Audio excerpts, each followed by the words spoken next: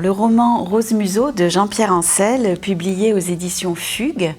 Donc Jean-Pierre Ancel a été professeur de littérature anglaise en classe préparatoire avant de se consacrer à l'écriture.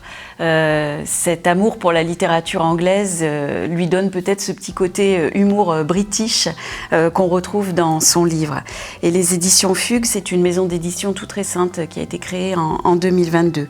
Donc déjà, quand on découvre cet ouvrage, on est très attiré, je trouve, par cette couverture à la fois drôle et attendrissante avec le portrait de ce petit rat doté de lunettes de star.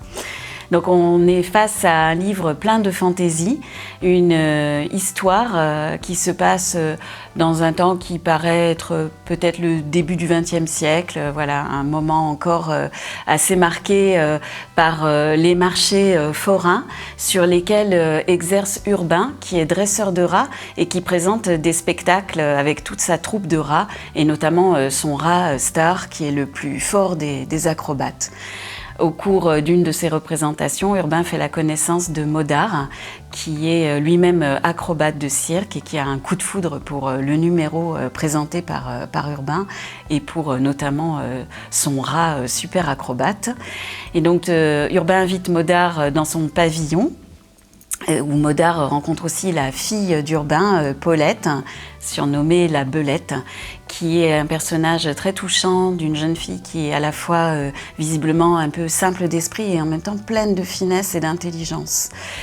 Et tout le roman va se dérouler sur le mode un peu de la conversation entre ces personnages et intervient assez rapidement la figure du propriétaire du pavillon dans lequel habite donc Urbain avec sa fille. Ce propriétaire est très menaçant, tyrannique et inquiétant dans ses attitudes et on va petit à petit être plongé dans une ambiance plus inquiétante et plus noire. Donc moi j'ai beaucoup aimé ce roman pour sa drôlerie, sa fantaisie, ses trouvailles stylistiques dans les dialogues. On a la voix du rat qui intervient avec beaucoup d'humour à chaque fois et beaucoup de pertinence. Et puis on a beaucoup de trouvailles stylistiques aussi avec des objets improbables, des rencontres non moins improbables, des caractères de personnages qui sont un petit peu à la fois réalistes mais drôles avec une touche de fantaisie, un caractère loufoque.